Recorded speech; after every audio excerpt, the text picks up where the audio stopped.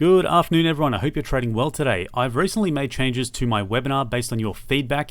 I understand that people are having sort of financial difficulties and troubles in the economic times that we're in. I get that.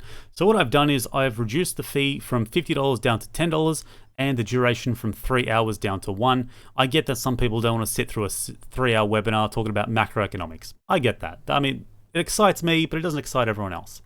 So the topics that'll be covered are exactly the same. It's just a more condensed version. I'm going to tell you what you need to know rather than expanding and going through an in-depth version of what I was initially going to do.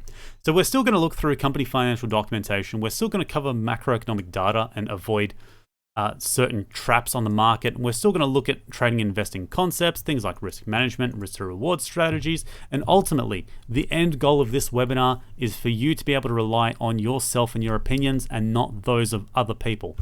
So guys, I look forward to seeing you there.